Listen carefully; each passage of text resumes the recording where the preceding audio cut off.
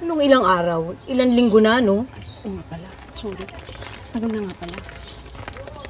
Alam mo, ito na nga eh. May nasagap akong balita na lagi daw umaalis yan si Pastor Marie ngayon. Eh, saan nga nagpupunta? Eh, sabi nga nitong matandang tindera dito sa tindahan eh.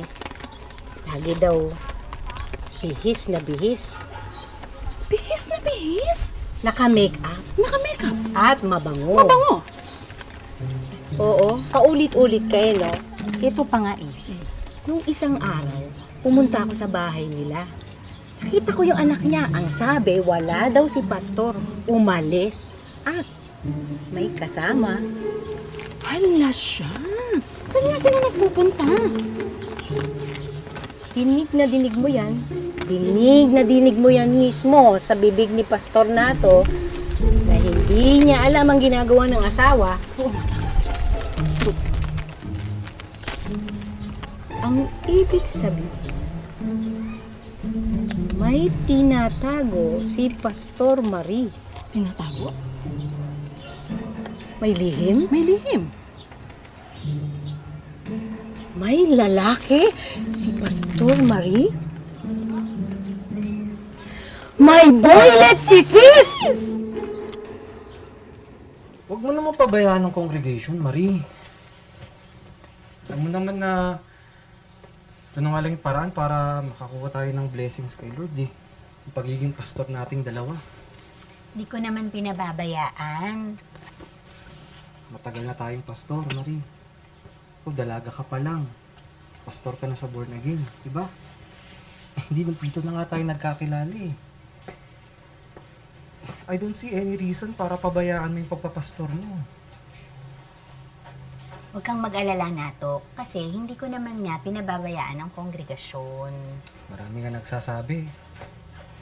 Swerte nga tayo dahil mag-asawa tayong pastor.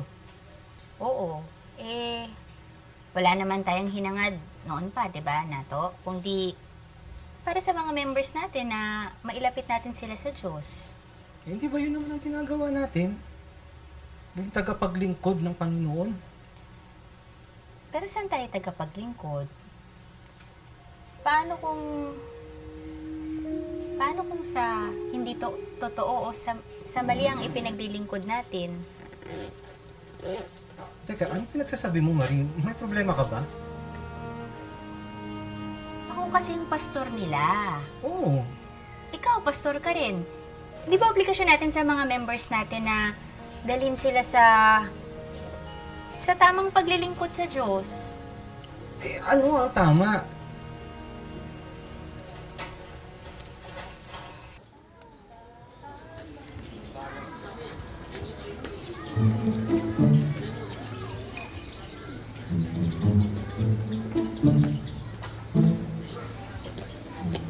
Ayusin mo. Ano ba? Ayaw ko dito. Pwesto. Ayusin mo yung gulay. Ito pa, Kano kaya to? marami Ano pa bang tayong hindi mamalengke nabibili. ko? Ano? Oo nga. Kasi naman Oo eh. nga. Umalis na ang asawa. Maya-maya, si Pastora naman. We! Sure ka dyan? Hindi nga. Ay, naku, hindi pa tayo nakakasiguro, sis. Ano ka ba? Tingnan mo, ha? Hindi mo natin alam kung saan niya pupunta. Tingnan mo, maya-maya dyan ang Pastora. Naku, Ay, Ma! Ay, buti nandiyan ka na. Halis na ako sandali, ah. Saan po kayo pupunta? Diyan lang. May lakad lang ang Mami. Importante lang. Magagabi na po ah. Hindi kasi pwedeng hindi ko pupuntahan yung lalaki. Hindi naman na po kayo nagpupunta ng chapel. Matagal na. Ha? Nagpupunta naman. Ma, hindi ko na kayo nakikita na nakasuot uniform at baka di na kayo nagtuturo. Meron lang kasing kailangan asikasuhin ng Mami. Mas importante. Saan nga kayo pupunta, Ma? Ma, Saglit lang ako. Gawin mo muna yung homework mo, tapos manood ka ng TV. Papagawa kitang merienda pagkatas ko magsaing. Ha? Mabilis lang ako. alis kayo ng alis?